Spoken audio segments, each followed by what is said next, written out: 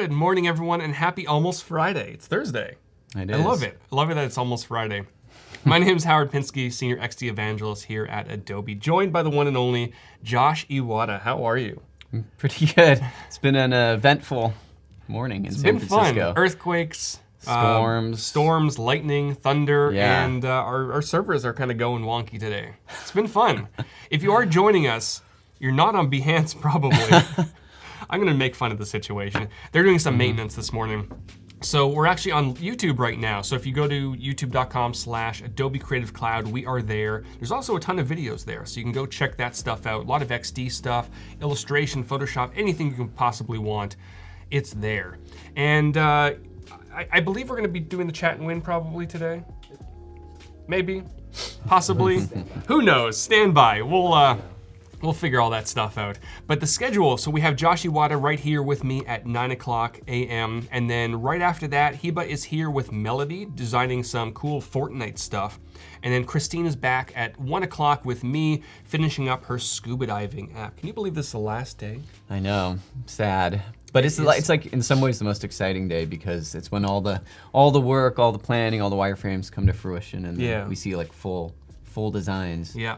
We do have some people joining us on YouTube. So we have Tim and Sam and Jimmy and Amia, Anel. Thank you for everyone who's switching over to YouTube. Usually we're on Behance, but due to some maintenance issues, we're here on YouTube, and the chat's coming in. So I'll keep a look on it here. If you have questions for Josh during this process, definitely ask them, and I'll pass them on to Josh, and he'll do his best to answer them. So, just to recap, who you are, very briefly, and then what have you done over the last 2 days, and what are you going to finish up today?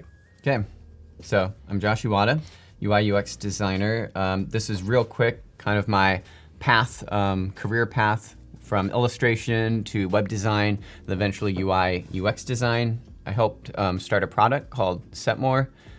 I worked with a team and built that up, and left that about 1.5 years ago as CEO, and joined Class Hero, which is an edtech startup that makes math software for schools. So that's a real quick nutshell of my career path. Weedman Design Partners is the project that we're focusing on. They're an interior design agency in Portland, Oregon, really talented husband and wife team. And this is the design process that we're following. So it's pretty similar to what I think a lot of designers use. There's a research phase, which was day one, defining the problem and figuring out, what does that look like? We looked at existing material, we researched competitors, we did a download interview. If you haven't watched episode or part 1 and part 2, I would go back and watch those when you get a chance, because they will really help inform what's happening in this last part 3. Yeah, and I would definitely encourage you to check out the first one. Obviously check out the second one as well. But I think, like we were talking about the first day, the research phase is so vital to the overall success of our project.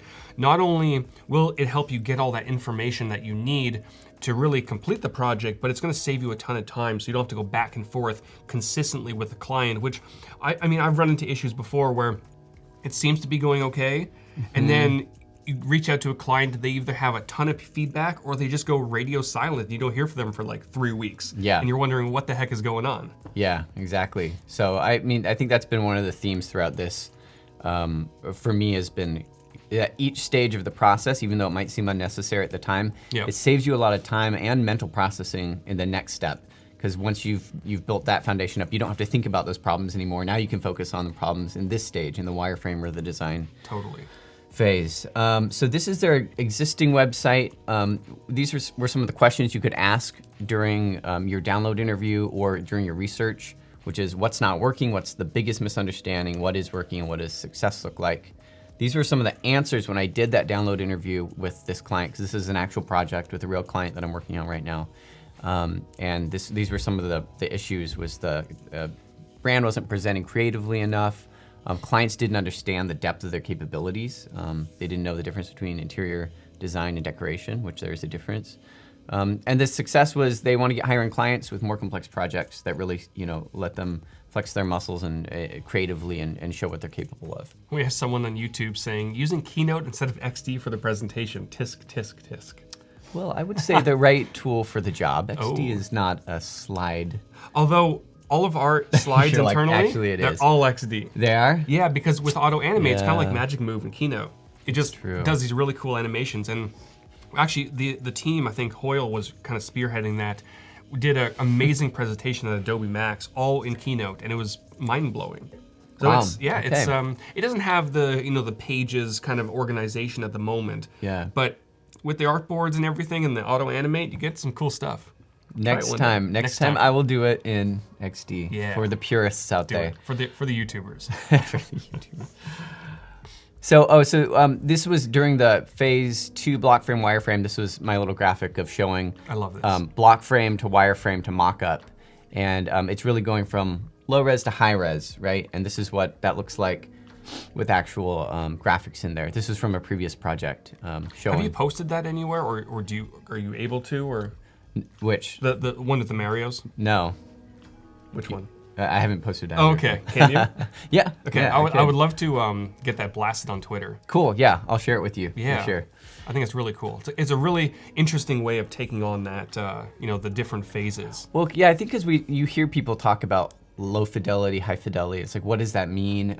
It's easy to see it in something you're familiar with, which is Right. like, for me, I'm like, oh, the progression of video games, right? From like that low res NES up to something high res. Yeah.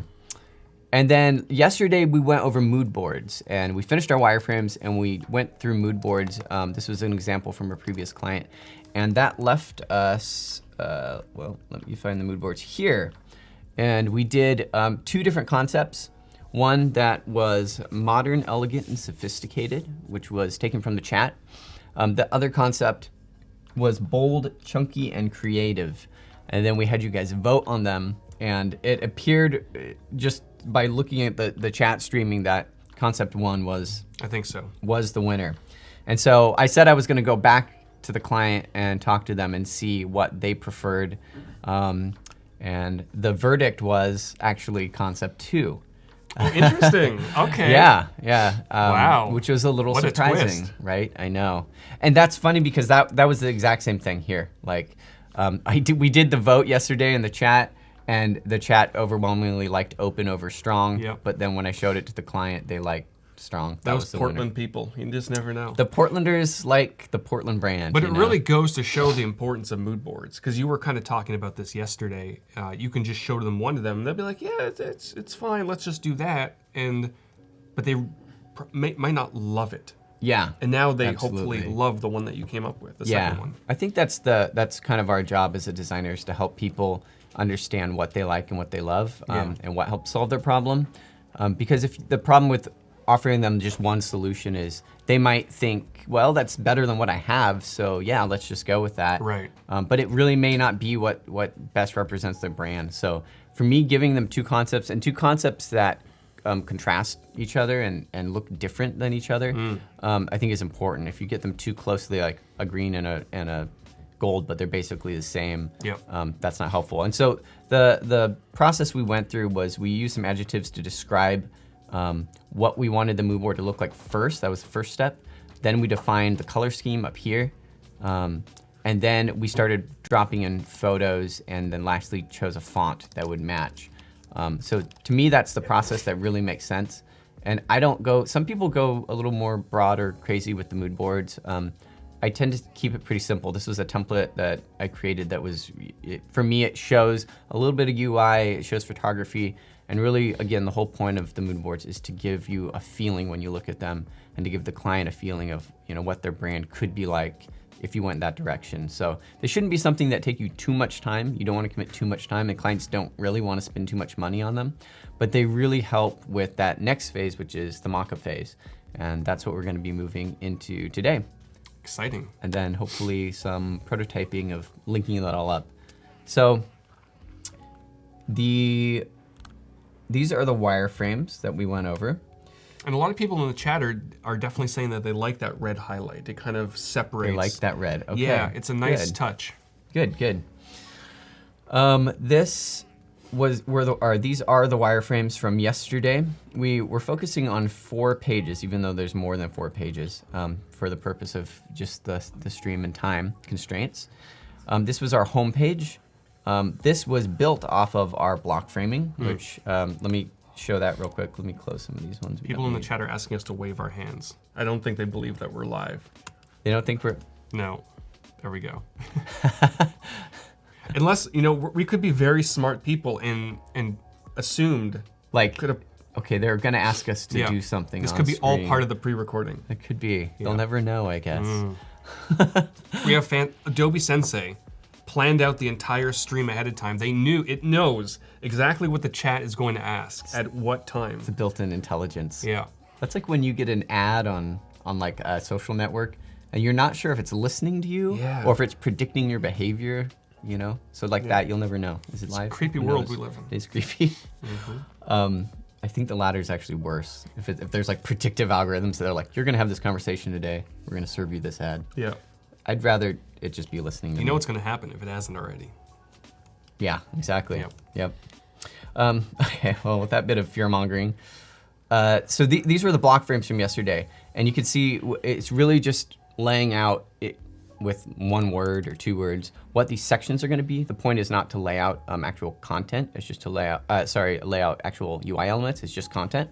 So hero banner, about services, commercial, residential. If I look at the corresponding wireframe, that's exactly what we did here, except we started putting in UI elements, right?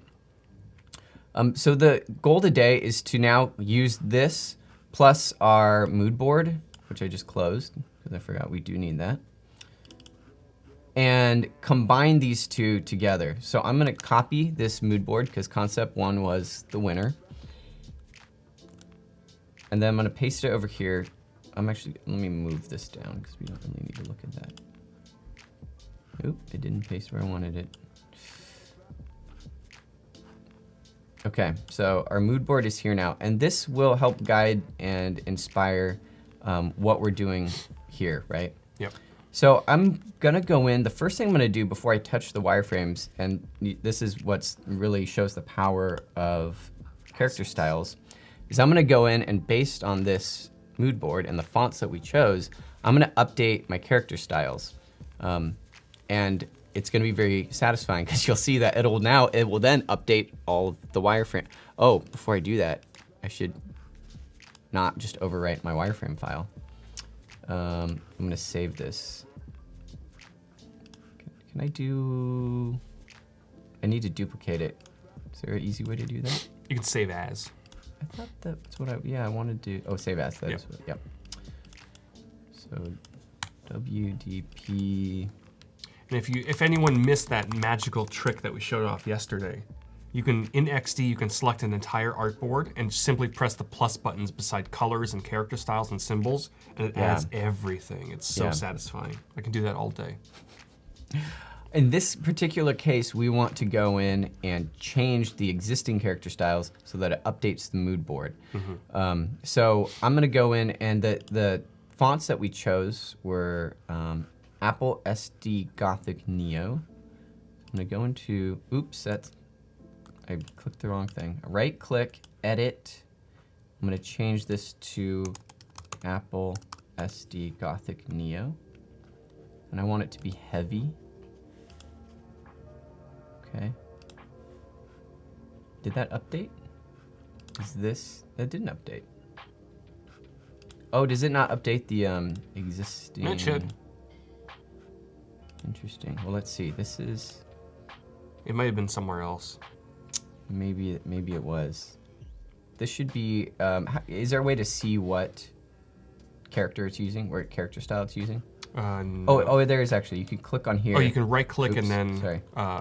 You can select them. Highlight on canvas. Okay. And if you command 3, it'll so show I'm you. using that one. Yeah. Highlight on canvas. There we go. Okay. Let's update each of these individually. So I'm gonna update this to Apple SD Gothic Neo. I'm gonna make that heavy. Sorry, this isn't the most exciting part of the live stream. There we go. You see that, how that updated right there. I just hadn't tied that top one to the actual banner. Cool. And go through these. Heavy. And then The non-header text, the body text, what did we choose for? Was it Roboto, I think? No, Proxima Nova. Proxima It was Nova. Roboto, I think you chose originally, and then we switched it. It was. Recommended Proxima Someone Nova. recommended that, and it worked really well. So that was a good. It's a good font. It's a very good font, yeah. And I don't want it to be bold. I just want it to be regular. So I feel like this is like a good example of like using the tools in XD, how they might seem like a little more setup when you first use them. Yep. Starting to like pay their dividends now, because now by this phase it's like my wireframes are transforming and I'm not even touching the wireframes, which is pretty amazing. It's right? neat. And very quickly to address Andrew in the chat who's asking about dark mode in XD. I think I've talked about this a lot over the live streams. It's something the team is either thinking about or even actively working on. I'm not 100% sure, but it all comes down to priorities, and there's things like hover and resizable symbols and things like that that definitely take priority over dark mode, which isn't really necessary, even though you want it really badly. But it's something the team that's on their radar. Don't have a timeline at the moment. At least I don't. Maybe the team does. I don't know. But go to adobeXD.uservoice.com, upvote that request, because if it does get to the top, then that's something the team will work on immediately. Yeah. Yeah. Oh, the thing I didn't do. There's no way to. I can't like. Oh, can I? I can't group edit. Oh, I can't edit them then. Okay. One of the things I should have been doing was updating the color of the text as well too. Oh, right. Let's see what this was the color we're using. So not a true black. We were talking about that yesterday, how a lot of times true black in a design looks, it's just a little too jarring. And so using like hex code 222 is a good way to kind of make the design, the black text blend a little bit better on the page. Totally, yeah. And then I don't think I need to edit those. This was a button that was dark. I'm gonna make that red. Can I edit? I just edit it here, right? Yep. Is that right? Yep, and it'll edit across all the other buttons that are the same. So cool. And I want this one to be. There's also symbol swapping. So if you had that button and the other button, you can actually just drag one symbol on top of the other, and it'll update it. Oh, I didn't realize that. Yeah. If I just like, oh, that's really cool. That's awesome. Munir says, Howard is so political about answering what the XD team is working on. I am. One, I don't want to give away the roadmap. And two, I'm not technically on the XD team, so I definitely don't want to speak for them. So anything that I tell you that is coming is either, mostly it's been confirmed by either like Talon or Andrew Shorten on Twitter. They talk about some upcoming features. And they usually say, if a feature is at the top of user voice, there's a very good chance that it's in the works. You have to be, you really diplomatic. Have to be, yeah. That's your job. I work for a big company. Yeah. I can't say anything that will annoy shareholders. I mean, it's the truth, right? Oh, there we go. I was trying to rename this. It's not under edit. I just made an H4 because I wanted an H4 in there. Okay, so let's look at our designs now. Now you see how even just adding the proper, the new text and the new colors, they're starting to look a lot more like real designs, which is pretty awesome. It happens pretty quickly. The other thing that we need to do is place our actual logo in here, which we hadn't done yet. So I'm gonna delete this and put our actual logo in here.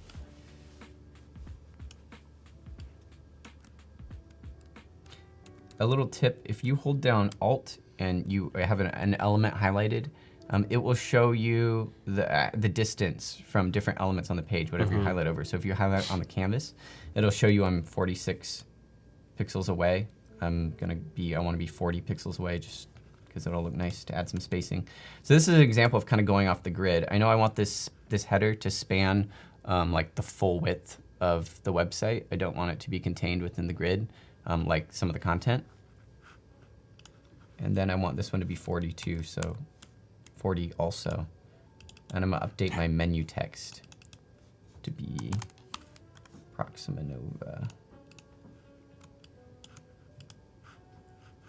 And then I haven't decided on what font we're gonna use for their logo typeface yet, so I'm just gonna use Proxima Nova, and it'll blend in there well. Nice. Okay, cool.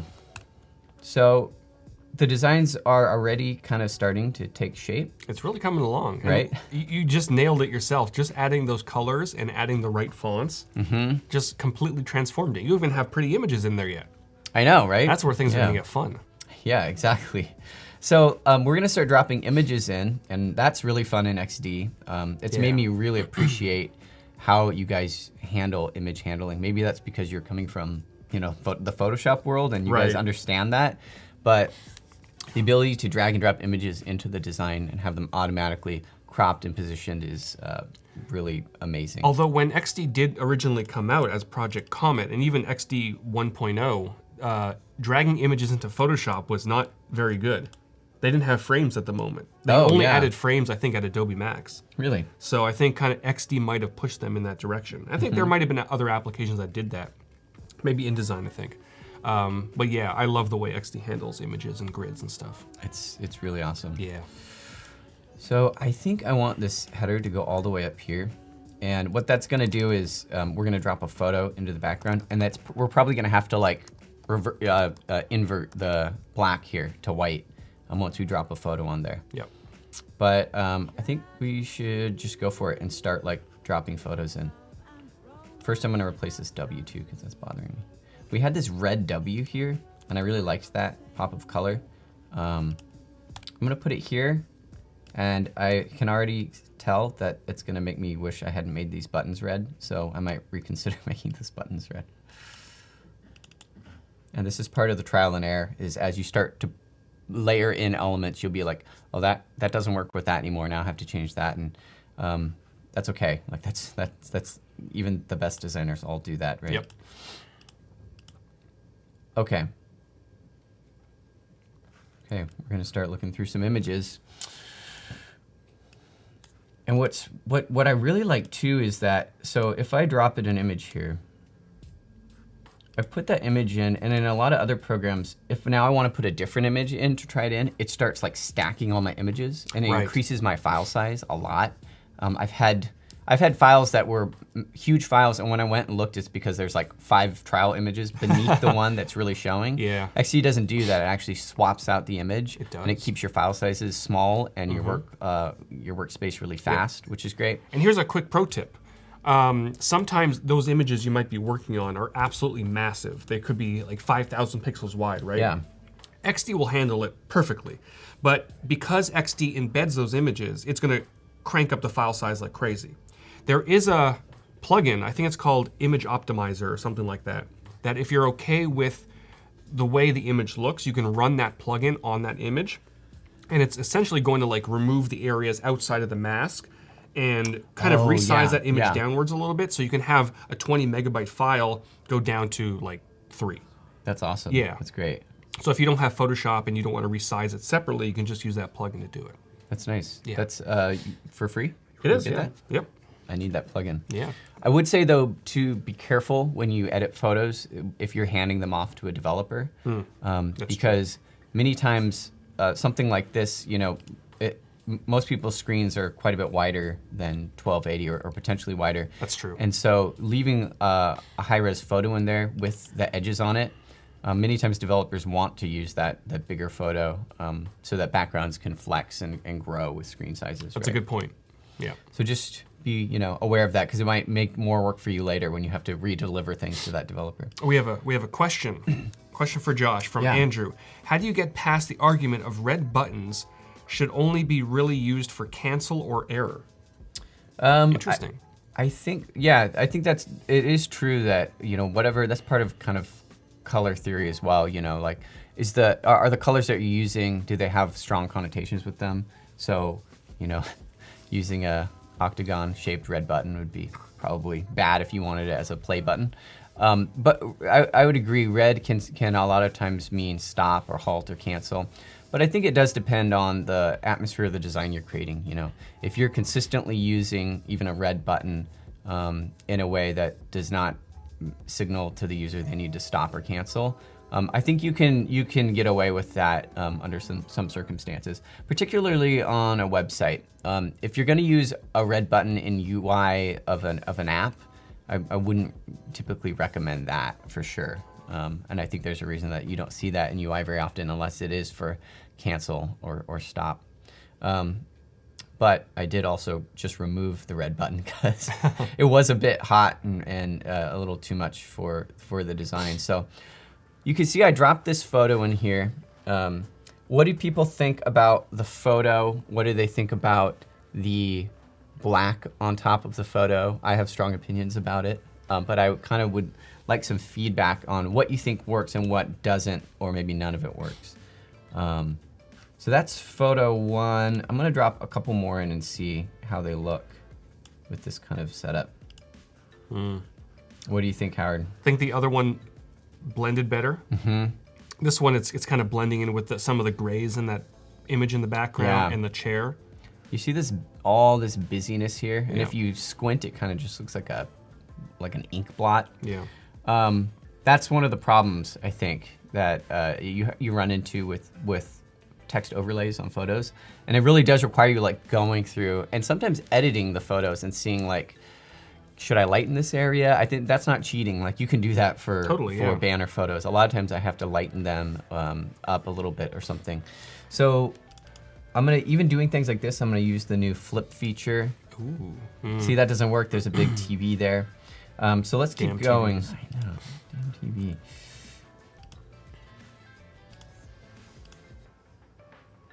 You know, I think anything that has these kind of like grid lines is gonna be kind of problematic, right? Yeah. The other thing I'm gonna do is I'm gonna switch this over to white because I think that's actually gonna work a lot better.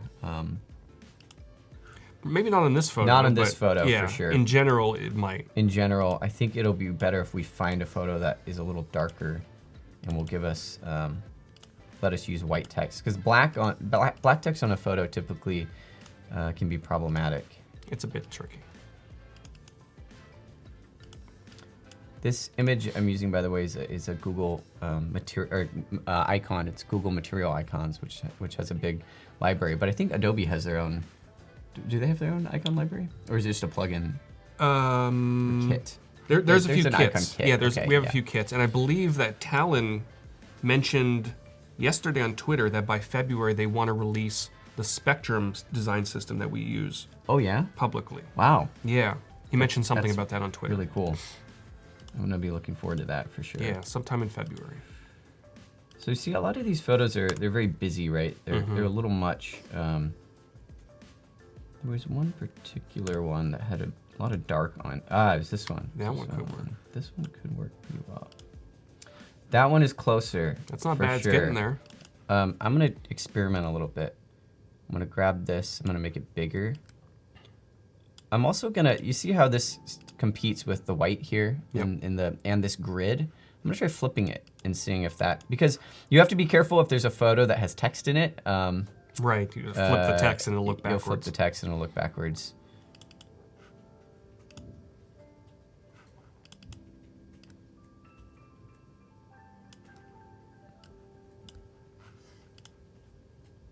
That's not bad. Although it does mess with your head a little bit because you know that the photo was taken the other way. You have to clear that out of your mind. Yeah, I was gonna say, well, you know that, I know that. No one else will know. But. No, the visitors won't know that. I'm gonna, and I like to, as I work on my designs, I like to look at it in the prototype mode. Yeah. So it kind of lets you. So that's not looking bad. Now here's a question. I'm just trying to think from the perspective of someone landing on this website or even the client themselves.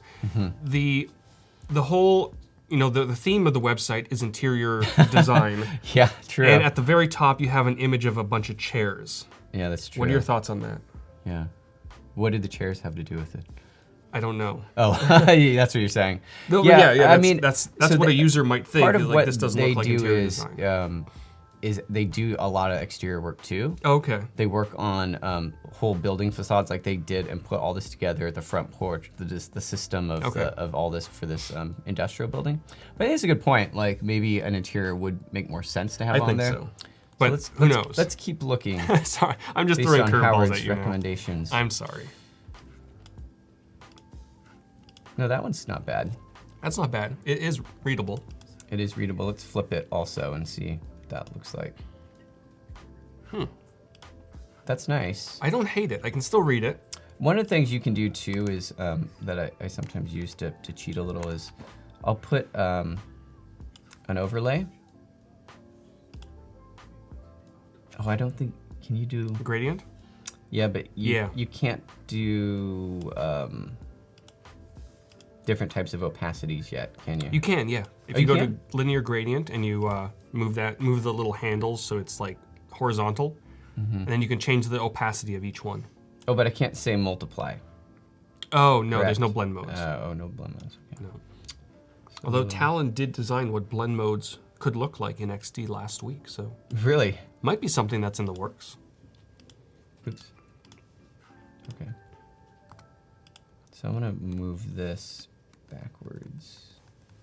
I'm hitting Command left bracket, and that kind of moves it behind things in the design. So you see how that makes it just more readable? I can't do multiply, unfortunately, but it definitely darkens, it makes the text pop out a lot more. Yeah. If I turn that off, right? So it kind of changes the lighting. You don't want to go overboard, but I think in this case it helps you see the text a lot more clearly, which I like. The image itself is a little dark, and I think we would ideally kind of lighten it up in Photoshop. But for the sake of time, I'm not going to do that right now. Okay. So I think that header looks pretty nice. It's kind of going with this, the vibe that we're going for over here, right? There's no red in it because we really don't want to overlay on top of a photo with red, but I think we can bring the red in other places. Particularly something like icons is a good place to add a little bit of color. Yep. Eric is asking, how does the builder code that gradient on top of a full width image? And you can just basically have an additional div on top of an image, right? And have a gradient? You can, but they could also just export the gradient and the image as a group, as an image. Like right, that's a possibility that's probably too. what they would the designer can do that as well. Right? Yeah, yeah. So that you could just grab these together and then you can export those as one image. Right. You could also, it'd probably be worth it to go into Photoshop and just like edit that photo. But we're kind of doing the quick and dirty way to do it in XD just to add some contrast and that kind of thing. Yeah, but don't be afraid to use additional applications if you have to. For sure, yeah. So I'm adding a little bit of red here. Let's see, make these a little bolder, a little bigger.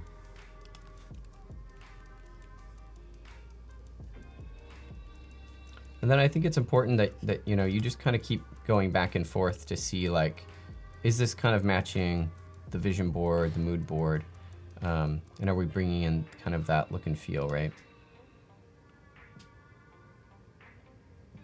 Which is looking nice, yeah. Munir is asking a good question. Do you have any tips on how to present projects and what to focus on more?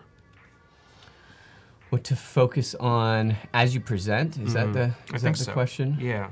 Because I'm sure there's a lot of times where designers are pitching something to a client and they just throw up 77 slides and it's just way too overwhelming. So what are the things that you really want to focus on that's going to grab their attention and possibly business? Yeah, I mean, I think a lot of that takes place in the wireframe phase. And the reason is that clients are much less distracted during that phase because you're not showing them colors and photos. And you could spend 15 minutes just talking about if they like this. Sometimes you think a photo is great for a banner and they're like, oh, but that's not really our best project. We don't like that. So the wireframe phase, I think, is one of the best places to present those ideas of, like, from a business perspective. This is why you want to have this content front and center. This is why you want to highlight these capabilities, that kind of stuff. And I think also rehearsing ahead of time before you meet with clients, kind of know what the talking points are and what you're going to talk about and walk them through it one page at a time. That works a lot better than throwing a PDF at them or something like that and just saying, okay, give me your feedback. Many times clients don't know how to give the feedback. They don't know why they like or why they don't like things. And that's kind of our job as the designer to go meet with them and then pull out what exactly the issues are. Because sometimes they'll say, I don't like that red. And you're like, okay, well, we agreed on red. What don't you like about the red? Maybe the idea is not that they don't like the red. Maybe they don't like a flood of red covering the page. Maybe that's just way too much red. Right. Or maybe they feel like it's too aggressive for a link to be red, but they actually do like the color scheme. So I was talking to another designer the other day about the idea of like a more junior versus senior designer. And many times it is the ability to take feedback and then turn that into the next revision. So if you aren't able to process the feedback and ask the right questions, you won't come back with a revision that's any better than the last thing. So I think that's part of what's really important about presenting the right things, yeah. Love it. Yeah. And very quickly, Jan is asking about streams for other applications. XD definitely has quite a few streams because we have a great community team over here on the XD side. But in terms of like Photoshop and InDesign and Lightroom, they do a lot of streams on Facebook Live. Paul Tranny, Terry White, Jason Levine, they do a lot of stuff over there on Facebook and Twitter. So if you want those applications, there's stuff there. And also on Adobe Live, we do a lot of InDesign, a lot of Photoshop. Usually every other week there's Photoshop or InDesign or XD. There's a lot of stuff going on, and I'm sure there's gonna be more in 2019. Yeah, there's a lot of content on the replays. I think you could teach yourself any of the different programs just by watching. And there's people who are doing that, right? Totally. One of our hosts today she said she learned a lot of it from Adobe Live. Oh yeah, yeah. Right? Happens all the time. Yeah, it's pretty awesome. All right, so we're gonna go in here and we're gonna start dropping in. We need something for commercial and we need something for residential. These are the areas that are gonna link to those sections of the page. So I liked this kitchen photo. We didn't get to use that for the banner. That's nice. And these ones don't, because they're being covered by a button, they don't need to be quite as, we don't have to be quite as careful. But I think something that looks, I liked this slate building, which was, oops. There we go, drop that in. I'm gonna adjust it, I'm gonna zoom in.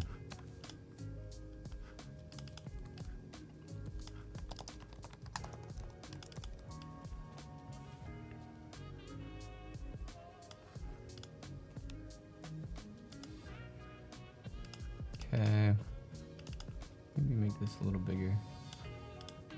There's some weird things too. I mean, you have to look out when you butt photos up against each other.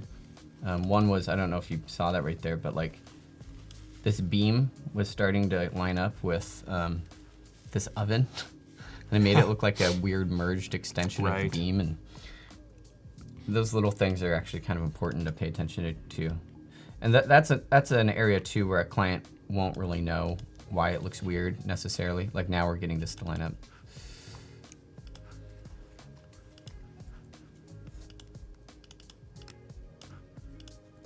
Okay, that's a little better. So commercial, residential, and then we'll keep working down the page. I'm gonna change this to the team. And that's gonna take them to the About page. Okay. Let's play this.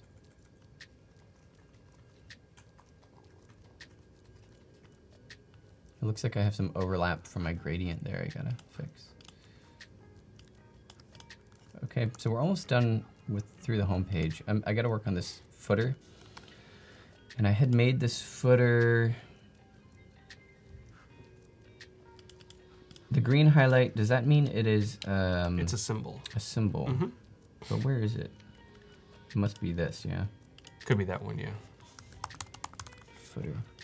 So I'm gonna update my footer because I haven't done that yet. And that requires me adding their actual logo and then changing the fonts too. So you see how I had to, in order to make this part of the symbol when I pasted it in, I had to double click into the symbol so that I was inside that symbol before I pasted it. And now I could see it's within this green bounding box. it's indicating that this is now part of the footer symbol. Indeed. Indeed. And then I'm going to change my fonts here. Actually, I can do it for all of these to Proxima Nova. And even though it's kind of a pain, I think I want these all to be uppercase. Sometimes for footers, putting things in uppercase helps just keep everything super clean and lined up. Yeah, and for the inevitable questions about changing capitalization on text layers, that is coming in Adobe XD, but in the meantime, there is a plugin called Change Case. Imagine that. That will do exactly that. Change case, really? Change case. Oh, I need that. Yeah. That's the nice thing about having the community around this product and all the plugins is, you know, there's only so many developers on Adobe's team, but there's so many developers in the world who want to help out and build, you know, get those features kind of live before they're actually in the program. Yeah, I think when we launched really nice. plugins, there were, I think, about 40 of them. And then now there's just, I don't know how many, there's a lot. It's really cool. Mm-hmm. And then I'm going to lighten this border because it just feels a little too intrusive. What do you think if I made these links red? Is that going to be too much red? Ooh. That's not bad, because there's not much red at the bottom of the page, so it's not too overpowering. I think I would want to make this, let everything breathe a little bit. That's one of the things that I've run into a lot with, especially if I'm like mentoring a designer, is many times there's just not enough white space, especially for a design that is for interior design and or a designer portfolio. It needs to feel kind of spaced out and nice. And a lot of times the feedback I'll give designers is like, you need to let it breathe. You need to let everything, all the elements just, you know, add, chill out, you know? Yep. Add that white space. Because I think what a lot of novice designers are really thinking when they're creating these very stacked pages is they want all the information as close to the top as possible so people can get to make sure they soak in all that information. Mm-hmm. But on the flip side, it just looks crammed and it's very difficult to read some of that stuff if it's all squished on top of each other. Yeah, absolutely. Okay. So I think it's looking good. My only concern might be this button. It's not super obvious because of the darker background now. If I want to edit a group, I need to go to ungroup. If I want to edit a symbol without affecting other symbols, you need to ungroup it. At the moment, yeah. From the symbol palette. So I want to try symbols this. are getting some love this year. I can confirm that. I like how you guys just leak information just a little bit at a time. Just a little bit. What do we think about the white button? I actually don't know that I like it. It kind of competes with the text as another block. Yeah.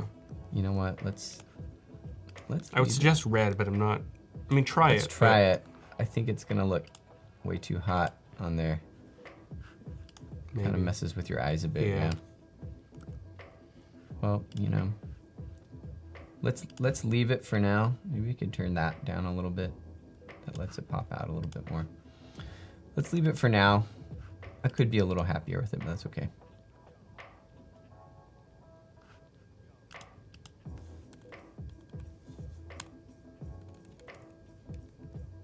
I love those guides that show up automatically too. I know, the smart guides are great. Really nice. Great. Okay, I think our homepage is looking decent. Now I do want to create, I want to use this header. And I want to group it and create a symbol out of it so I can use that on other pages.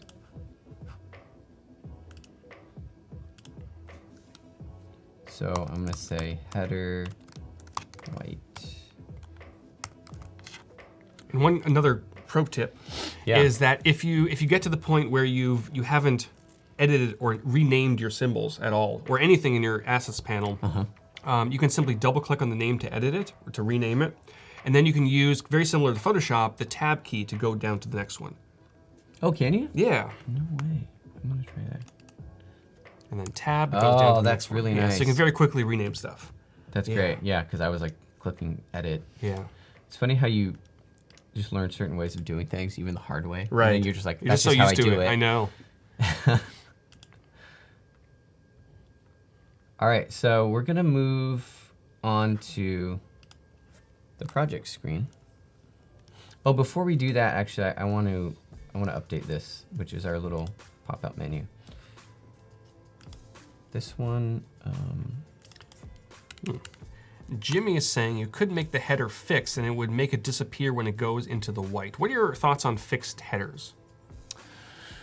I think they can be okay if you add a little bit of motion. Meaning, if the white moves up, I kind of want the elements in the header to kind of decompress and like go down a little bit. And I've done that when I've used that type of fixed header. I want things to respond to each other. So if this is going up, I kind of want to see this stuff. A nice animation you can use is to move down and fade out. So there's this kind of reversal and replacement. Right. But otherwise, if it's sites where they use a completely fixed like banner, I think can look odd, and to me it's kind of jarring to have this like sliding content coming up on top of your banner. It breaks kind of that illusion of like the page structure. So I'm not always a fan of that. Just the fixed header and the navigation I think is really nice, and I do think most sites I build I try to have a fixed header. Yeah. In this case, what I would do is because it's a transparent header, if someone scrolls down, the header will overlay with a white background, with dark. Yeah. You know, we'll reverse the header to a dark header basically as they scroll down the page, and when they get near the top, that fades out and gets replaced with this. So it's kind of this swapping of. All right, so now I'm going to take this this white header, and I'm going to add it over here. But I want to create a new. Can I create a new symbol out of it? Or okay, it's already a symbol, so I need to ungroup it. Yeah. And then I want to create a new symbol because I'm going to make a dark header now. Make symbol.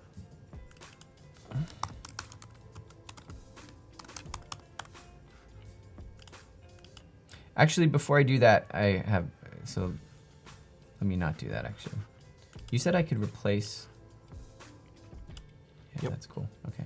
So I'm going to use the white symbol. I'm going to try making this whole page dark. Oh, interesting. I want to see what. Dark mode. Yeah, because you know that was got an interesting feel to it. Part of our color scheme, and what I think could be really cool is I kind of like the idea of you entering their portfolio, like this kind of cinematic experience where you go into it and now you're kind of immersed in like their projects. And sometimes that dark background kind of triggers that, like, you know, it's like watching a movie, going into a theater, and it's like, okay, now here's the work. We're going to present it on black. And also photography, it really pops the colors and the contrast and everything when you put it on a dark background. And this page is almost purely photography. So it's a little different than the other pages, but I actually think you can do that as long as it's working with the overall feeling of the website. I think it's okay to make different sections more interesting and a little bit different, where you're playing to the strengths of what that experience should be for that section of the website. Yep. Are we getting any feedback on dark? People love dark. They like the dark mode. Everyone loves dark mode, right? So this is basically going to be dark mode for Wiedemann Design Partners, right?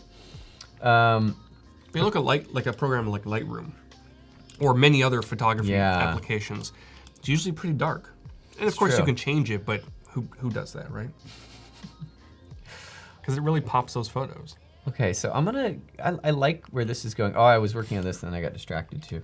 I'm gonna make this H3, but I'm gonna add a lot more line height since it's a menu. And then maybe I'll do like a highlight, like a red highlight to show that you're on that page. That might look like too much, but we'll see, won't we? I kind of like it. Yeah, I don't dislike it. I don't hate it. It's one of my favorite phrases. I don't hate it. I don't hate it. It's just like you're willing to settle for it. Yeah. Yeah, okay, I'll take it. So Naman is asking if we use a dark page, do we have to use it on all pages? No. No. I think is the answer. That's my answer. I would agree. I would say no, you don't. And that's part of kind of what I was talking about a minute ago is I think it's okay as long as it fits within the scheme of what you're doing. So for us, we're presenting something that is bold, chunky, creative, and we're using red and black and white as these kind of strong, bold colors. And I think we could have even presented, a white logo on a black background here or a dark gray background. So I think as long as it doesn't feel completely out of character with the brand and the aesthetic, it's okay to use varying modes, yep. Dark and white. I agree. So yesterday we hooked up this menu in the prototype mode, and we said we wanted it to use this artboard, which is our menu, as an overlay, and we want it to slide left. In case you missed that. And we can see that happening here now. So we have this menu, we click it and it slides out and It feels really nice, right? So I'm gonna actually hook up, now I can't, a better way to do this would have been to do individual text boxes because I can't hook up just a word in prototype mode. Oh, correct. So I'm actually gonna replace this. I'll show you guys what I mean in a minute. So can I use repeat grid? You can. Oh. I beat you to it. I'm sorry. How many? I think that's one too many. And I can adjust. Oh, it's so cool. See, oh man, look at that. Is that too much? Well, let's try these out. Projects. Partner program.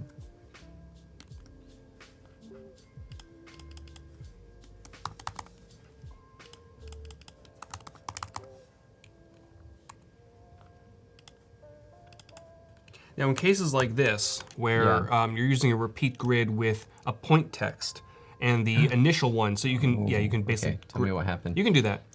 You can drag that over and then increase the spacing. But it's repeating. Yeah, that's fine. And then hover your mouse in between and then drag that over, so it's like off. Yeah.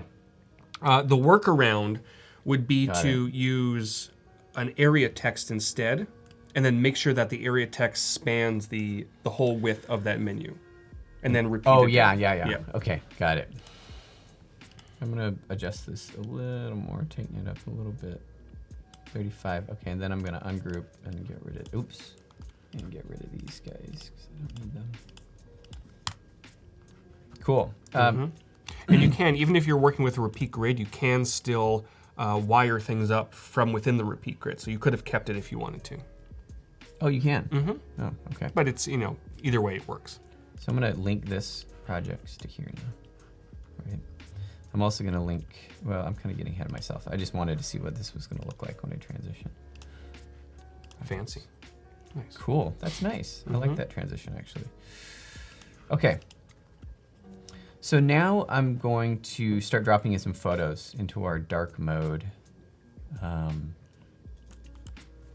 Projects portfolio. I have set up, I've organized these a bit into commercial and residential. If this was a repeat grid, I would have just dropped all the photos in at once. But I did this kind of magazine style layout, so it's a little different. Start dropping photos in. Project thumbs, why did it take me off that? Okay. You see how this kind of starts going pretty quick actually, once you are able to put photos in here. Yeah, it does. Which is really cool. Fruit, and then we have one more here. So that was just dragging and dropping from Finder. Oops, it looks like I have one too many photos in here. So let's see, I will get rid of that one. I gotta get out of prototype. I'll just widen this guy. That works. Probably want this one to be smaller though, so I'm gonna swap these. I'm gonna move this one over here, this one over here.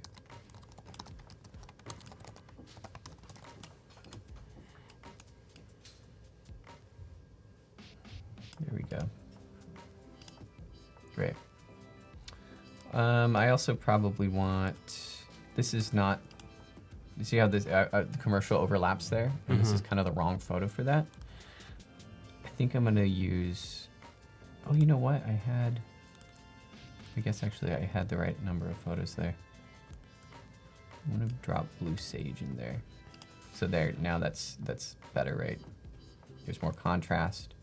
Yep. And then the one I just got rid of was this one. I'll drop that there. Okay, cool. Then I also want to do a small, when you hover, and I'll do kind of like hover states in the design. Because there's no hover feature right now, I'll just put it in there as an example, like to the developer, like this is what it will look like. You had to mention hover, didn't you? No, but it's good that you're mentioning hover because it shows that it's definitely needed. And we can definitely see that by user voice, adobext.uservoice.com. Number one most requested feature, hover's coming. Okay. So when someone hovers over this, I want the text to show. And then I want the thumbnail to darken a little bit. Oh, okay.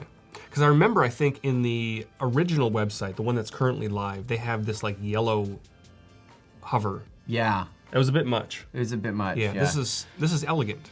I think that's something that when you pick a color, you don't want to overuse it. Like especially with these portfolio websites. Yeah.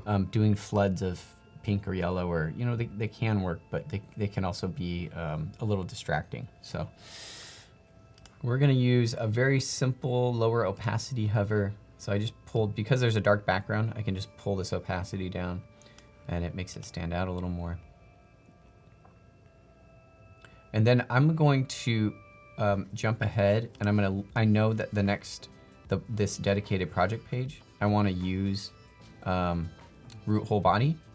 And so I'm gonna copy this image, and then I'm gonna paste it in here. And we're gonna use that as the banner. Nice. And do you see how everything just resizes like magic? It does. So Fancy. Awesome, so cool. And then Command Shift left bracket will throw everything to the background. It'll throw that to the furthest back position. Yep. Which I use that command quite a bit. Okay, we'll deal with this page later. Let's finish up our projects page. Now we're on to residential. I'm gonna go through my residential photos. Looks like I have 6 of those. 1, 2, 3, 4, 5, 6. I have too many of these. Let's get rid of that one. We'll kind of just do a copycat layout of what we have above. You ideally would probably make this a little more interesting, but that's okay for now. So I want to find one that will work beneath that text. I think this would work fine. Yeah. Not bad. Not bad. Maybe move it up a little to get that light spot out of the way. Right, there's a little bit of a dark area at the bottom that works. Yeah. This is all part of going through the process, is like experimenting. What works, what doesn't, that kind of thing. I'm gonna drop Humphrey Park right there. Park Ranch. Bon is asking, when will you share the files from the stream? These files? I think someone mentioned yesterday they asked for. Oh yeah. Something. I am. Oh yeah. So I ran into my own server hiccup yesterday, trying to upload them to my server. Oh really? Is there a good way to send that link out when I get it up later today? Could you do it on Twitter or? Yeah, we can do it on Twitter. We can also post it in Slack. There's a few places we can do it. So I'll pass that link of where to get these template files. Are you on Twitter? No, I mean, I'm on Twitter, but not, not really. Okay. I think it'd be better if you, is that okay? Can you share it somehow? I can do that. Okay, cool. So I'll give that link to Howard, and he can share it. I'll be the gatekeeper. He'll be the gatekeeper. He can share that somewhere. And it will be the template files that we used for our block frames, wireframes, and mood boards. Yep. It won't be these files because this is a live client that I'm actually working with, and I don't want to give away their designs Of course not, to no. the community. If it was a fictional project, I definitely would do that. Yeah. But okay, so we've got commercial, we've got residential in there. I think I want to keep the bottom half of this page as white. So as someone scrolls down, the experience goes from this kind of dark room viewing the photos to back to content. I really don't care for content on a dark background. I like photos on a dark background. I do too. You agree with that? I do, yeah. Okay. So I'm gonna do a white rectangle. I'm gonna send it to the back.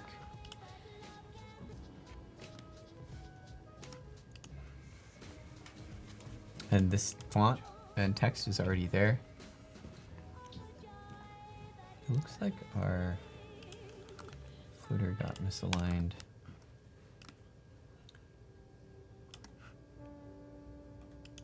I'm actually gonna make that border part of the footer. So then I don't have to add it on other pages.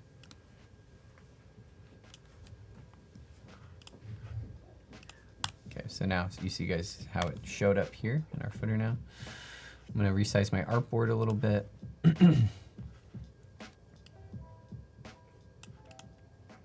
You know, now that I see this on other pages, I'm not really loving these red links. I'm gonna change that to our dark gray, our false dark gray black. Okay, so That works too. let's look at this page now.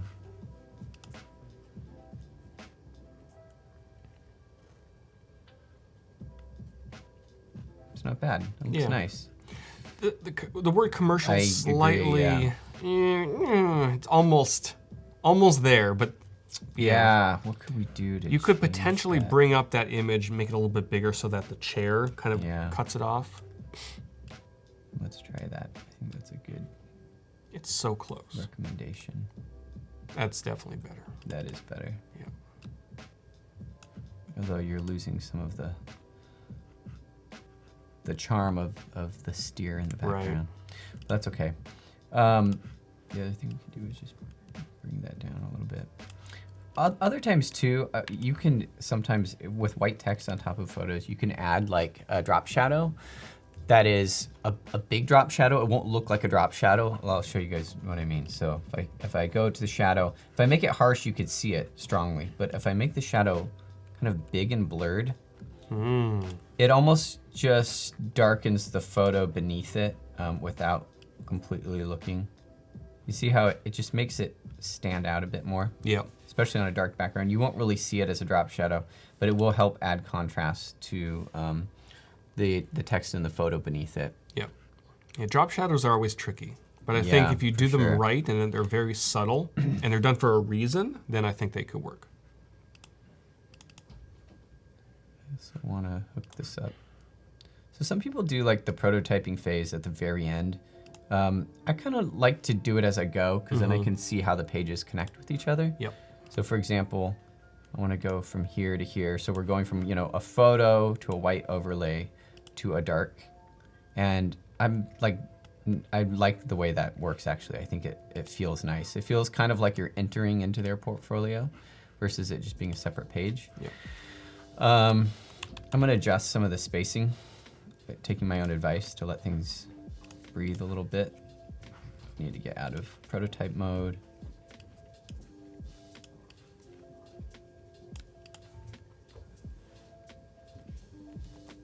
Move that down.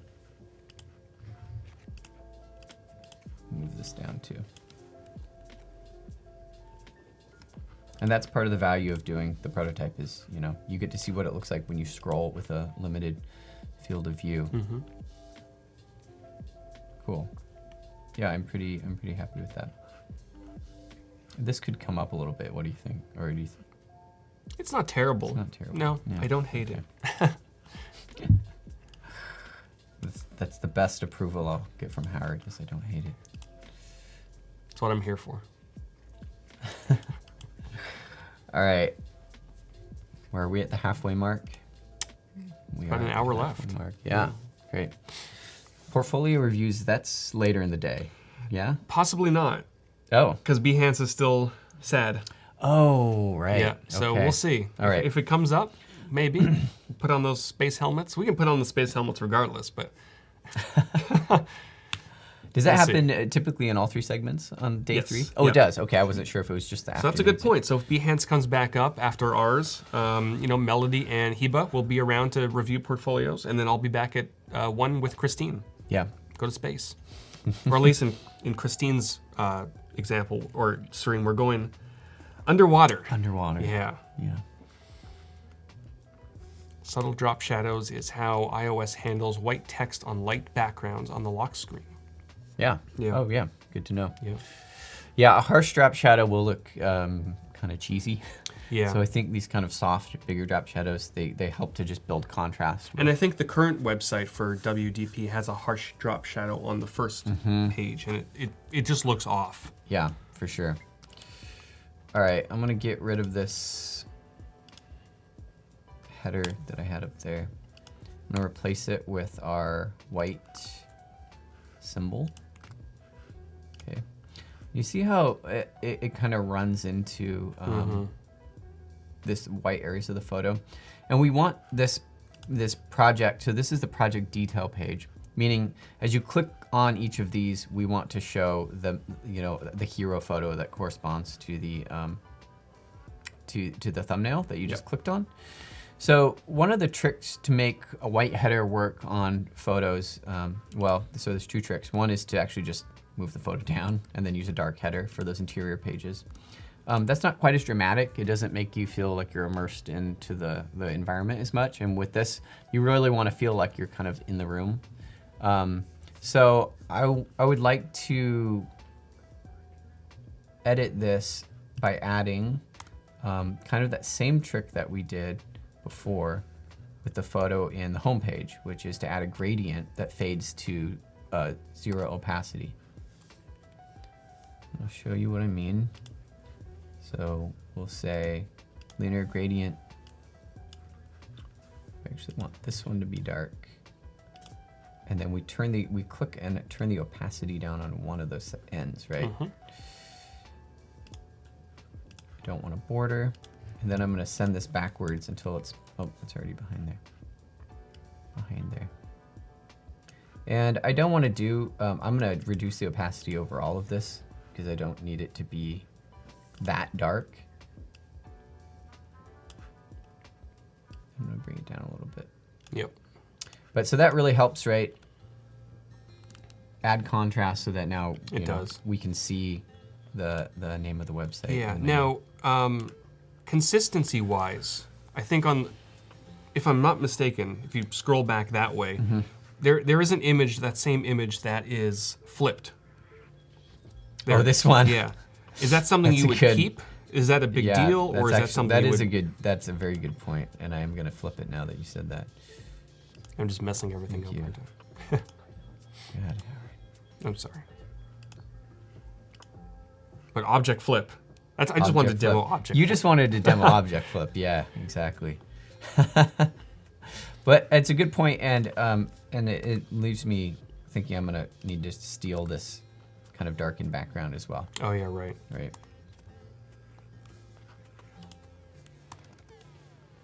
Is that moving backwards?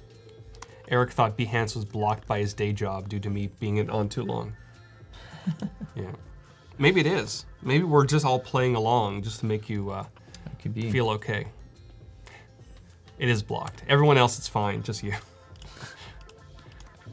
Your work found you out. Yeah. Okay.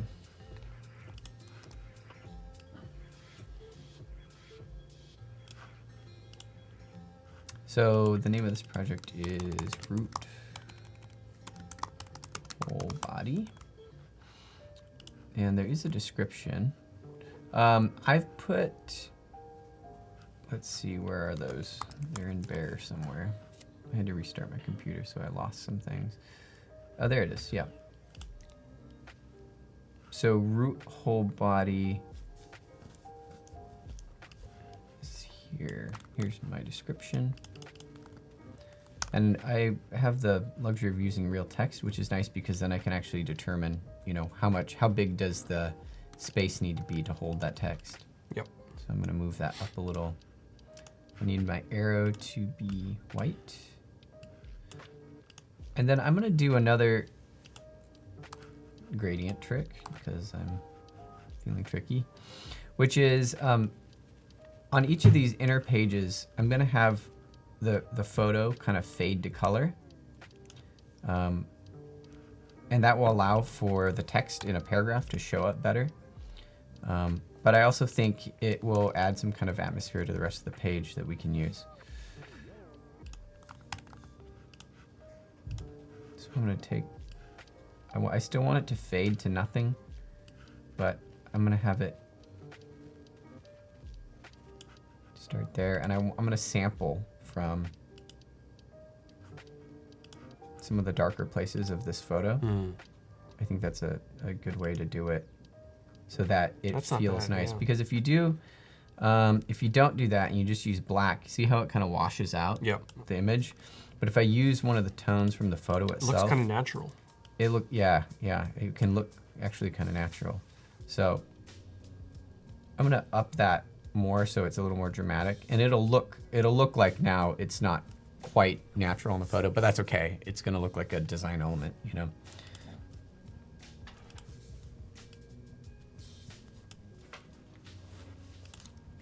Okay. And then we can kind of use this throughout the other pages to bring some of the color scheme from the room itself, which I think will be interesting. Okay. So now we've got these process shots we need to work with. Yep. Now when you're working on pages like this, specifically, it might come into play a little bit lower, but would you want to bring in any sort of red on the top? I know it's probably difficult to fit it in anywhere, but would you want to incorporate that somewhere? I don't think I would on this one, because you really don't want to compete with the photo, the hero banner. That's a good point. Right? Yep. And that was actually one of the concerns the client had, is they said, we love the red, but we don't really want that on, like, how is that going to work when you go into one of these project pages and you want to be focused just on their color scheme? Right. And so that was one of the things that I talked to them about, was I'm going to omit the red on these project pages so they feel themed for the project itself, because that's a very good point. So sampling from the photo again, and so each of these project pages is going to be a little customized, just kind of templated, so we'll reuse the same elements, but I'm going to use like a background here that's sampled also from the photo. Interesting. And then I'm going to turn the opacity down on it. So it just brings in a little bit of that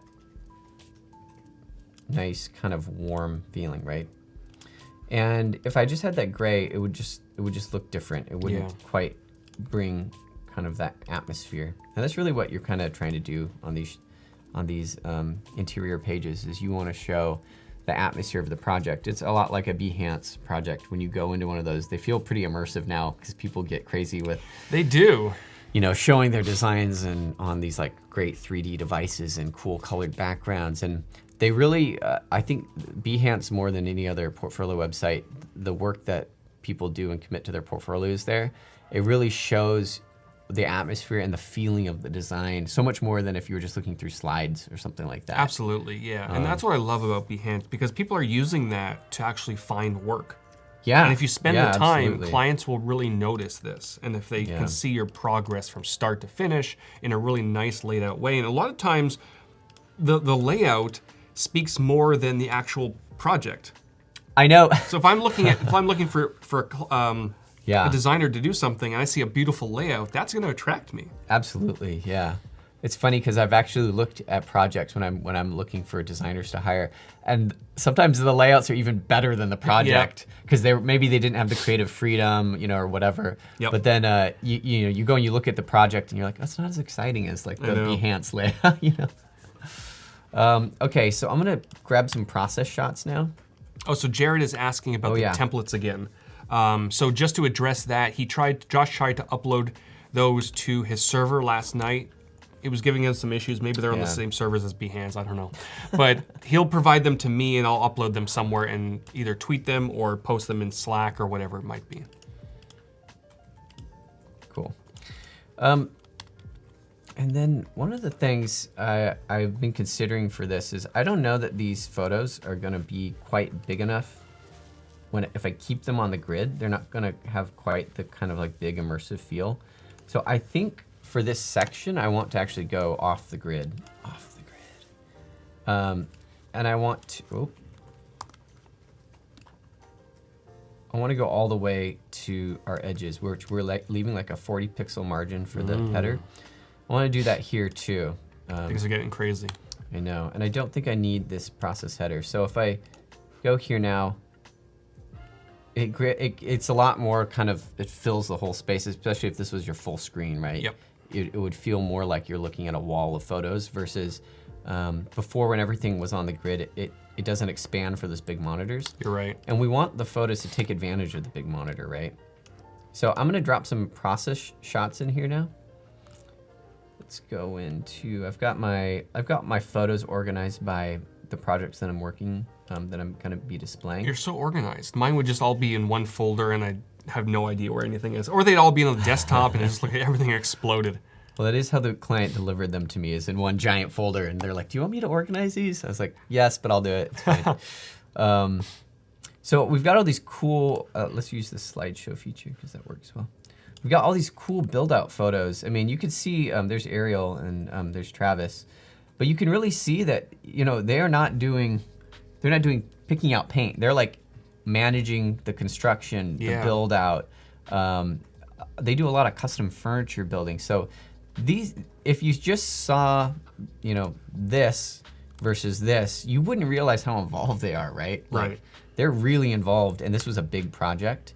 And that's the point of these process shots, and that's what we want to try and bring in to this top section. That really shows kind of that's a good shot. The power of what they're doing here. So I'm just going to start dropping these in. I know I'm like keeps saying how great this photo feature is, but it really does kind of feel like cheating. It's like, in a way, yeah. When you've already done the work to set up the template, and then you get to just drop these photos in, and you see it come together quickly. It looks too easy. You know, one feature I would kind of like to improve on this is if that was a repeat grid. Actually, let's try this for a second. Okay. Yeah. Undo that. Okay. I know this won't give you full freedom, but select all of those. Okay. And then turn that into a repeat grid.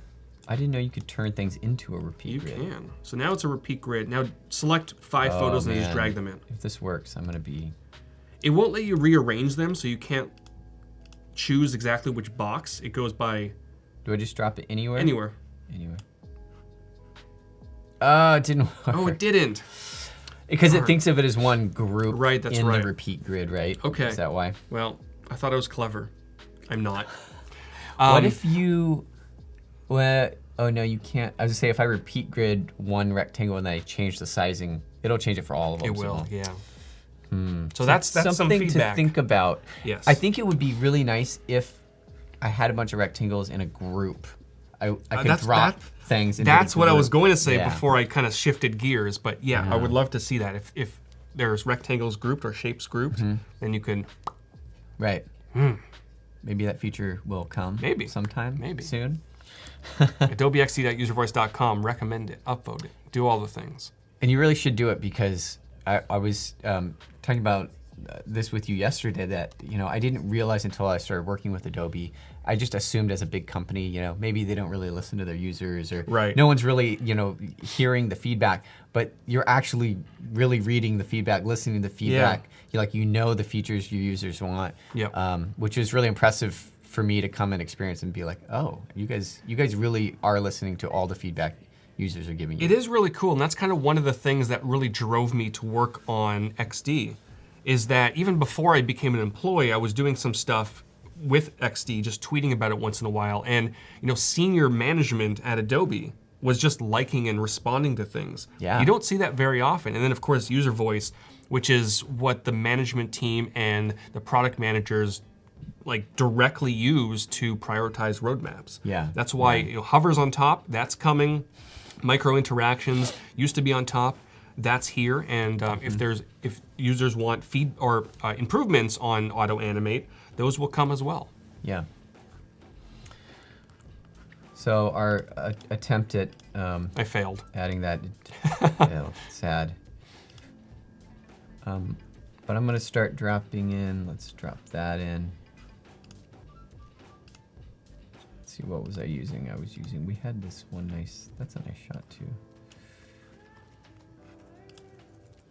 Ah, this guy, working on that kind of mosaic.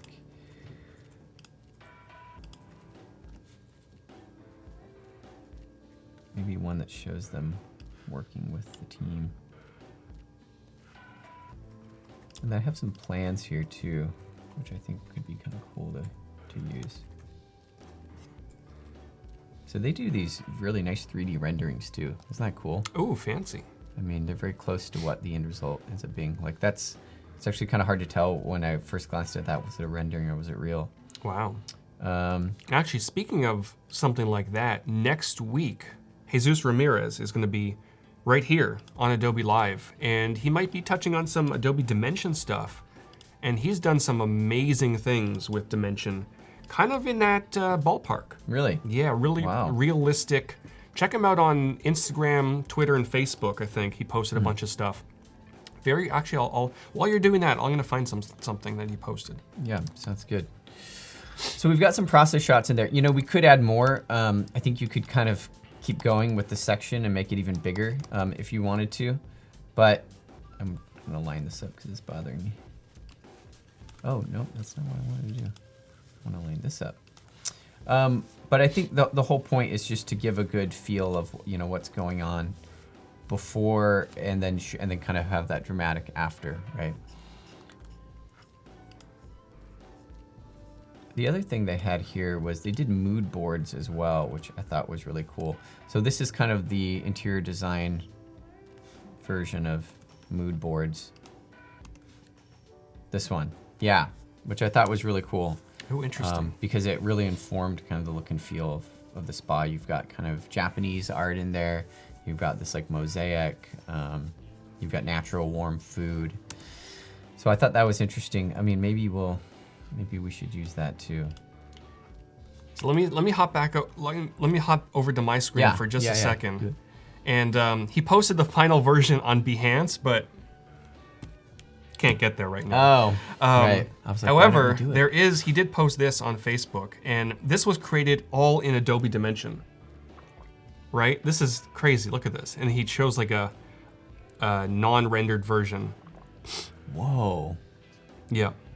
And the one on Behance, he posted some smaller, more detailed shots. And there's like these cool little Easter eggs in there as well. But it's really cool stuff. The floors have different renderings. There's reflections and textures. That is all in amazing. Adobe Dimension. It's crazy. Wow. So he'll be on next week doing some of this. I don't know exactly what he'll be doing, but there might be some of this stuff. So he's using it kind of next level beyond what it's crazy. People even thought would be possible with the program. Nuts. That's really cool. Yeah. Wow, beautiful. So if you're into this kind of stuff, stick around next week. There's some good stuff coming up. I kind of wanted to use, that works pretty nice actually. So I dropped in one of their kind of mood boards in here to show what that would look like. Interesting. We put it in there, which is kind of fun.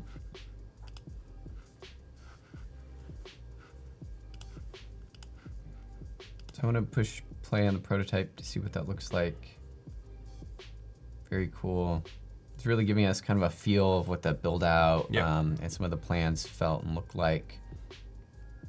And it really helps push their story that they're not just interior decoration, which is what I thought, and which was a lot of people thought. They just make the interior of an already built place look fancy. Yeah. But they actually go a lot deeper than that, and they start from nothing. Yeah, yeah. And so, that was part of our, part of the business goals of what the problem was a misunderstanding of capabilities, hiring clients, complex projects. So that's part of the reason bringing these process shots in there is really important. This part of the design is being informed by doing the research and talking with the client and figuring out what the problem was. Okay, so now we're gonna start putting in some of these full-sized images.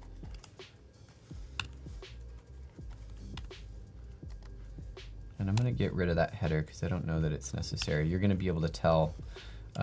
Part of why I added this background here too is that I wanted there to be kind of a delineation between the process and the final. And I'm gonna make this off-grid too. I'm gonna make it bigger all the way to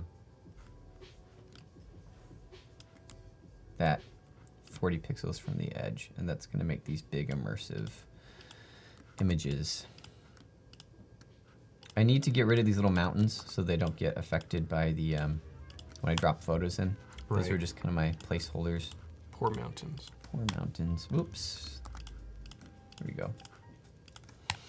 And now we'll put in some actual photos. We'll see how this goes. Oops. Okay, so now we've got the finished photos here. We've got a few of them. We have that one in the header. I think that could be a nice, I'll put here so you guys can see everything. And that one, the one you were just on with the green, I believe there was an in-progress shot of that up top. Oh, there was, yeah. So we could kind of like tie that together by showing that, right? Nice, great. And we've got some of these. I think it would be. Attila is asking, what grid size are you using? What grid size am I using? This is, well, let's look at it. If I click on the artboard, my layout, how do I tell with the total width of the layout? Is there one setting top. for that? Oh, wait, yeah. So it's 1280. 1280 is the size of the artboard. I thought there was like an overall like a 960 grid or a 1200. Maybe not. But I can do the hack. It's one way to do it. So this grid is actually pretty small. Oh, it's because I'm not zoomed in. I'm like, why is that so small? Okay. So it's 1,000. It's a 1,000 pixel grid, which isn't super common, but it was the Adobe XD default. So whatever that's set at. I think the important thing is to use the grid. You know, when a good developer builds it out, they're going to make it flexible so that it fits any screen size, ideally. So the idea that you used to have to like design on like the specific grid, like only 960 pixels or whatever, it's not as relevant anymore because now, you know, all designs have to flex and grow with screen sizes. So I think the really important thing is that you use one when you design, so things feel balanced. All right. I'm gonna move some of these off my artboard because I think I want to do another large. That you can use like the sides of your artboard as kind of, you know, placeholders. I'm gonna grab another image here and drop it in.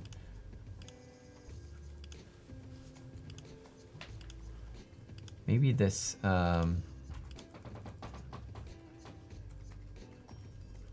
I'll do this one.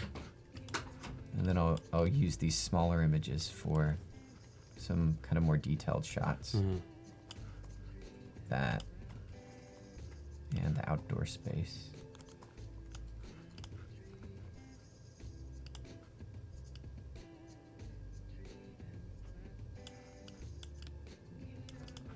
Okay.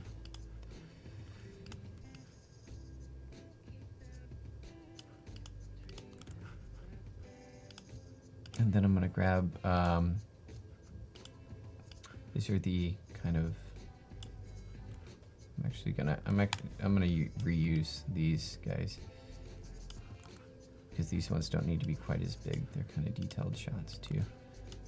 The bathroom, that.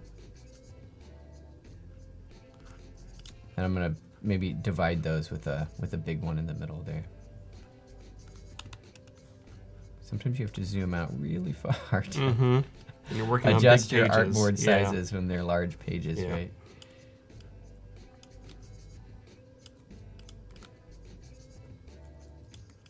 Okay, all the way back in. Although if you do want to very quickly select the artboard, if you double click on a white space, it'll select it. If you double click on a white space. So if you're at the bottom of your artboard. Oh, will it? Yeah. I didn't realize that. So just here. Just double click. Oh. Yeah, so you have your artboard I wondered about that. That's a good tip because I usually will go like all the way back up. Right. You know, to the top to grab my artboard. Okay. So I think we've got, actually I don't know that we need the bathtub in there. I know that adds a lot, so I'm gonna have to do this so we have another view of that room. Right? Oh yeah. So I'm kind of trying to group these, by the way, together so that we're kind of walking you through the space a little bit. These shelves are like, I think the back side of this like cafe. Here's the outdoors, here's the hallway that would lead you kind of into the spa area or the tea room, and then a detail shot of that and a detail shot of like the locker room. Because this particular project is like, it's kind of everything. It's like a cafe and a yoga studio and lockers and that's fancy. It's very, very fancy. Okay, so now I want to take this and I want to see what it'll look like if we scroll through it. Do you know why this keeps getting misaligned? So it's fine here. I do not. I don't know.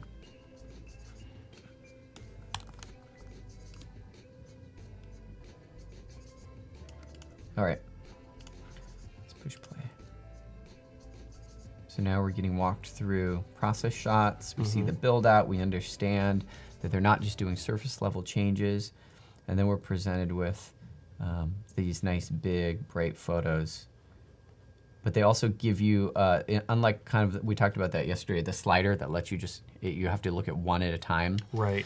This really lets you kind of scroll and get, I like actually that as you scroll, you get pieces of the next photo mixed in with the current one. It gives you a sense of what that space and atmosphere feels like. It's hard to say. After streaming for 2 hours, you Right. lose your words. Great, so I'm actually pretty happy with that. I think we could add more descriptions and things throughout it if we needed to, but that would be kind of up to them if they want to add those in there. Cool. So one thing I'm going to do now is link up. I want this back arrow. I think I've got this in front of the arrow.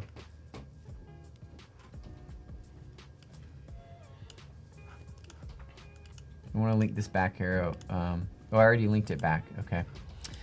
But I wanted to use auto animate for this because we're reusing this image up here, right? Oh, interesting. So we'll say auto animate. There we go. So why not start from the beginning? We'll say okay. Here's our our home page. We hit our menu. We go to projects. Now we're kind of immersed into this portfolio theater feel. We click on root whole body. Ooh, and we get this very cool animation with the auto animate feature.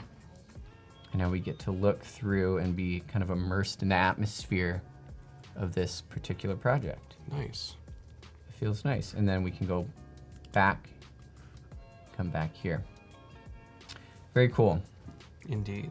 Sam is saying it's always good to get a good feel of shortcuts. I remember the day I started committing to learning the hotkeys in Photoshop for all the tools I use. It changed everything. It's so true. It really does. And I know the XD team is looking into more shortcuts because there are a few things that don't have shortcuts. So that might be something that's in the works. Transition. I didn't like how that went from this one to this one as an auto animate. So I'm gonna kind of do a one-way auto animate so that it just fades back to that black. Right. So we go here and that zooms in and that feels nice, but when it shrunk back down, it felt kind of jarring. So I'm using a simple dissolve for that one. And I think that works pretty well. Cool. I'm gonna use this, so I'm gonna move this about over here. And I'm actually gonna use this template now. And I think it will go very fast now that we have all this kind of sorted out. Yeah. I'm gonna use the whole thing for another project. I'm gonna do an interior one that is called Humphrey Park, I think. Is that what it is? Humphrey Park? Because I wanna see how this will work when I switch it and I'm doing it on a different project. And that's part of the thing is, I'm not gonna do it for all of these, for all of their whole portfolio right now, but I'm gonna do 2 so we can see how it would work with 2 different sets of images and 2 different projects. Great. So we'll rename this to Humphrey Park. I have some text for that as well. Humphrey Park.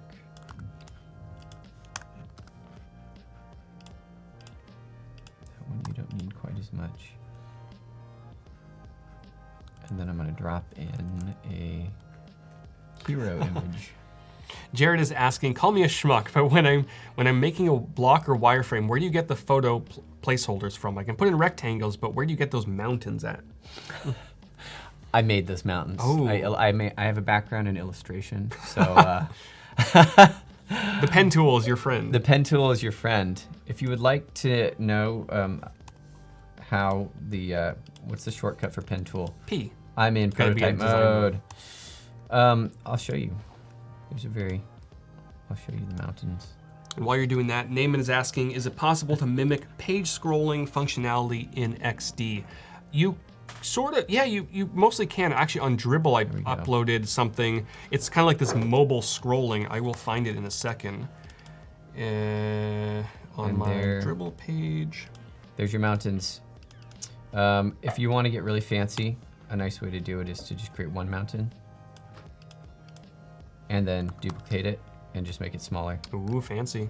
And then if you want to get really fancy, you grab them both and you merge them. Oof. And now they are one shape. Wow. Isn't that cool? Mind-blowing stuff. I know. Don't worry, the mountains will be in the template. Yeah, if we want to hop over to my screen for just a second, on Dribbble, there's my screen. Dribbble.com/Pinsky, shameless promotion. I do have this mobile scrolling interaction. It's mobile, but it does kind of show you that with auto animate, you can simulate what something would look like when it's scrolling. And I believe it's like 2 or 3 artboards, something like that. And down here, you can download the XD file so you can see how that works for yourself.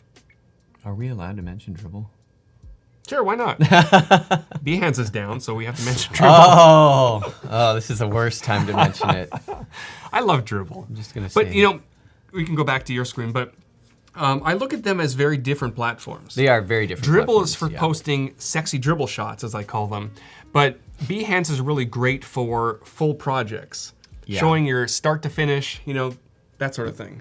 Yeah, I would say in a lot of ways, Dribbble is like, Sorry, Behance.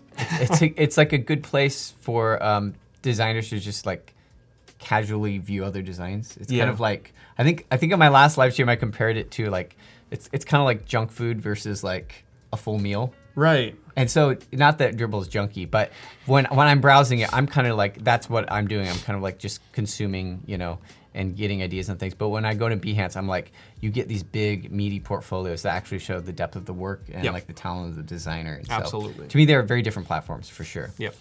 I'm really glad that one didn't try to become the other because, you know. Yeah, I like them like because I use both of them things. for very different reasons. Yeah. So Humphrey Park is this is the interior residential project. You can see it's very pretty, very light and airy. I think I'm gonna use this as the product, as the hero image. Quite like that. But you can see that it's a lighter image. So we're actually going to reverse. We're going to make this particular page. We're going to change the text back to dark.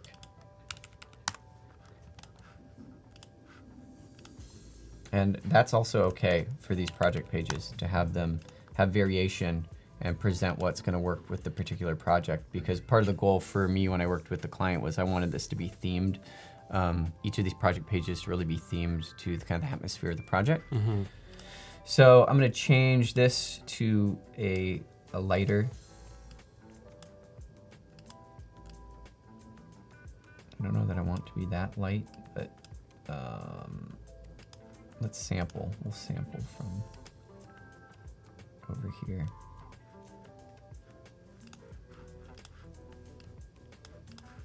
And let's move this down. Oh, I'm like, why is it so dark? It's because we still have that on there. Oh, right.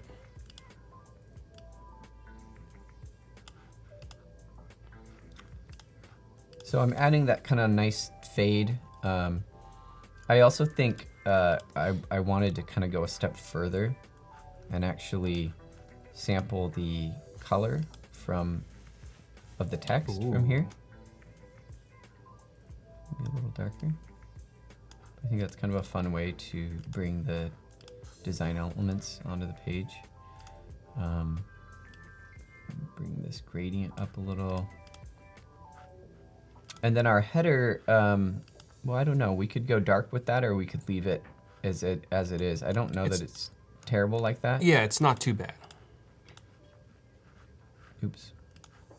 I want to see what this will look like in a prototype. Because you do have that very subtle dark gradient at the top, which allows you to read it. Yeah. Let's just play with it a little bit, but okay. So, and then I want to bring, you know what I should have done though is I should have used this photo. I'm gonna grab it in here so I can do that auto animate trick again. I'm gonna bring it in here and then resize it into this space.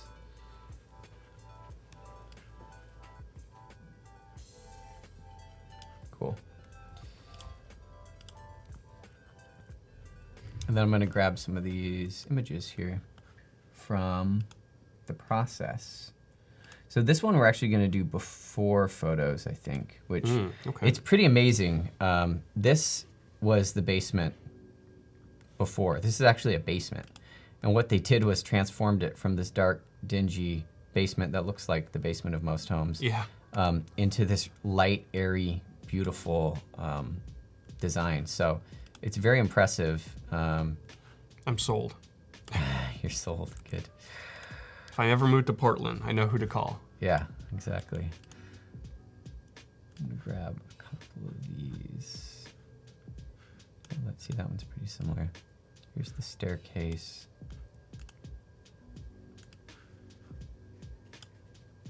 And I think there was a plan. There's one of these plans I wanted to use to show that they do this kind of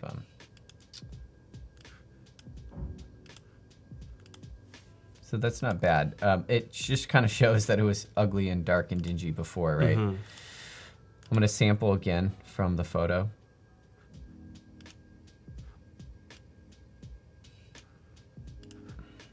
I like these gray stairs, which is kind of nice.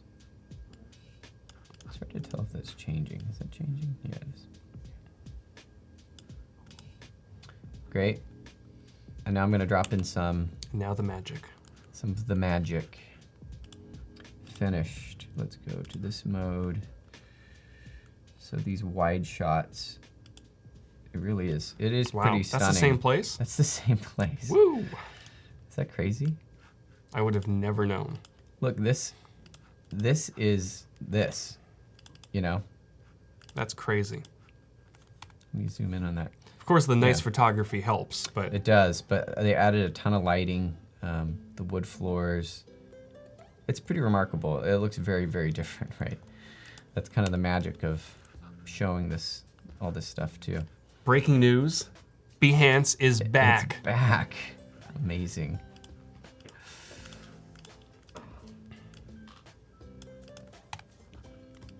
So I guess while you're adding those pictures, let me hop over to my screen for just a moment, just in case it goes down again. And we have a winner from yesterday's challenge. It's G2, which I think Christine and I took a look at. And the challenge was to create a goal tracking application. And he put together this really nice presentation. And again, it kind of goes back to what we were talking about the nice presentations. It's just, it flows really nicely. It shows the various screens. Oh, wow, yeah. Yeah, And there, you know, that I don't know if you saw the little cool gradient at the top. Yeah. Everyone loves a nice little gradient. And it's a cool little. That looks great. Yeah, and he put a little video with some auto animate action going on. And hopefully soon we'll have auto animate on the web, so videos won't be necessary.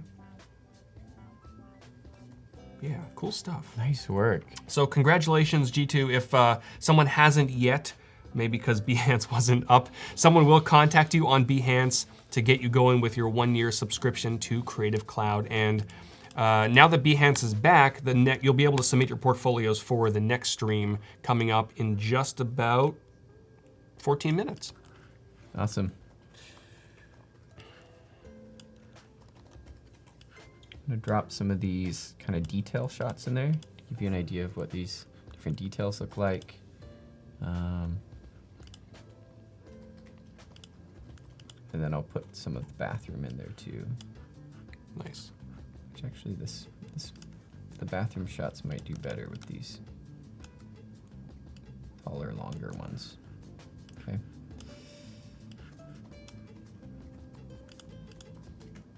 Great. That's looking good. Very clean. I think we're meeting our goals of what we want to accomplish with these project detail pages. Yeah. And we're also treating the content, you know, we're kind of respecting it as this magazine style high-end design, right? We're gonna do auto animate for this one. And let's take a look at what this looks like. So I'm duplicating root whole body and putting it here because I'm gonna use this for Humphrey Park. And let's take a look. So we've got projects, root whole body, go back, scroll down to residential, Humphrey Park. Oh, I forgot it doesn't take you back to the top. Yeah. You're like, that's something they're working on. Something they're working on. Okay, so well, it would be a cool effect if it was in, you know, if it took you back to the top. But let's look at the page. So we've got these really ugly, dark, dingy before photos, and then you just, man, what a relief to get to. Oh my gosh, this page. Looks like a different place. It looks like a completely different page, and it looks like I have some alignment issues I need to fix. But that's okay. It happens. It happens. Wow. So I think we're pretty happy with that. What happened? What happened?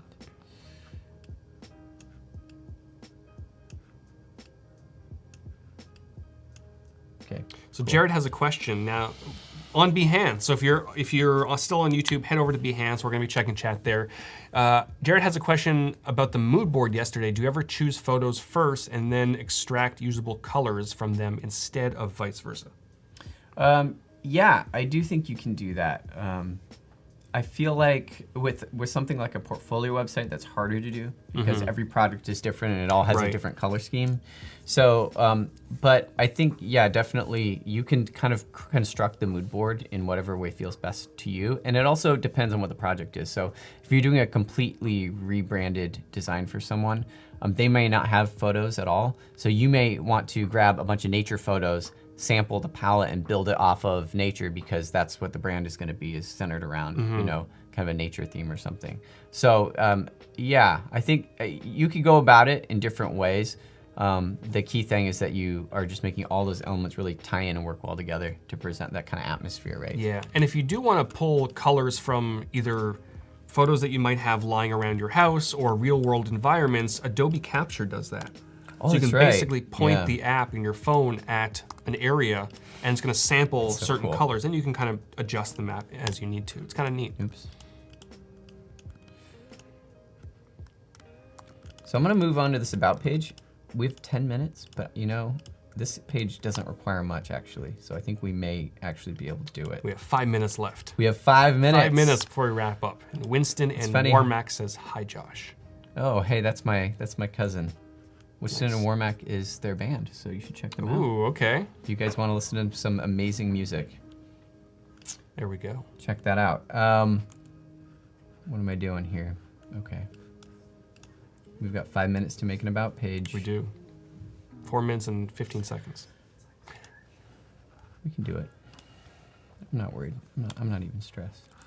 So I'm gonna grab Ariel, drop her photo in, Travis, Liz, Chelsea. Look at that. Bam. Boom. We already have an about page. I have a picture of the Weedmans themselves together. Jimmy says, I think your time restarts because you weren't on Behance. You can do another 2 hours, right? No, I'm good. I think we're good. What's amazing about this page though is I knew it would only take less than 5 minutes because we already did all that work with the wireframes. That's with true. The with making the content perfect. The last thing I want to do with this page is actually I want to move this down and leave a header. Mm. And then there's this great feature. I need to make a dark header though, don't I?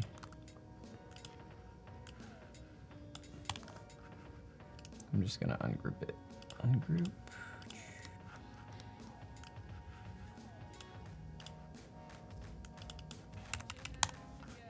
Okay. And then I'm gonna make a white background to it with no border. Are you gonna fix it? Send it to the back. I'm gonna fix it. Yeah. Fixer. And then fix position when scrolling. And check this out. Now that header is fixed, like a real website. Like a real website. Very cool. You could even get fancy and add a drop shadow to it if you wanted. Or a background blur. I love that. Might be a bit too much, but you can do that. Background blur. Because can you? You can. Didn't know that. Mm. There we go.